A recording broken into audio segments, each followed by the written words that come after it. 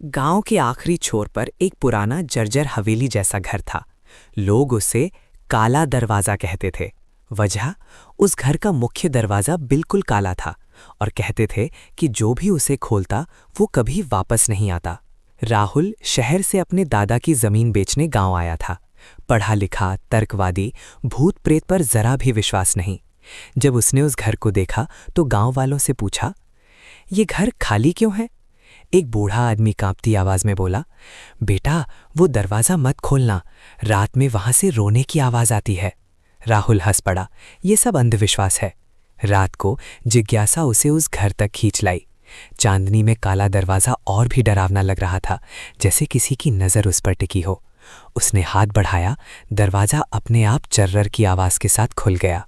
अंदर खुब अंधेरा था, हवा में सड़न की गंध, दीवारों पर पुराने खून जैसे धब्बे।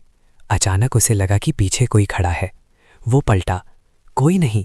फिर भी उसे साफ सुनाई दिया, राहुल। उसका दिल तेज धड़कने लगा। कौन है? आवाज फैलाई, इस बार कान के बिल्कुल पास। तुम आ ही गए। राहुल भागने को मुड़ा, लेकिन दरवाजा बंद हो चुका था। कमरे के कोने में एक पुराना आईना था। राहुल ने उसमें देखा और उसकी चीख निकल गई।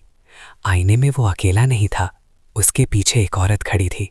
बिखरे बाल, खून से सना चेहरा और उसकी आंखें पूरी तरह काली। राहुल तेजी से पीछे मुड़ा, वहां कोई नहीं था। फिर आईने में देखा, वो औरत और पास आ चुकी थी। ये क्या है? राहुल बड़बड़ाया। आईने से आवाज आई, मैं यहां 20 साल से फंसी हूं, किसी को मेरी जगह लेनी थी।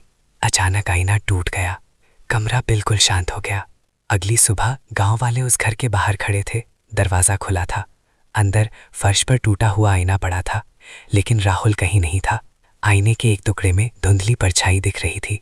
राहुल अंदर फंसा हुआ और उसके पीछे वही काली आंखों वाली औरत अब दरवाजे के बाहर खड़ी थी। उसने गांव वालों की तरफ देखा और मुस्कुराई। काला दरवाजा फिर से बंद हो गया।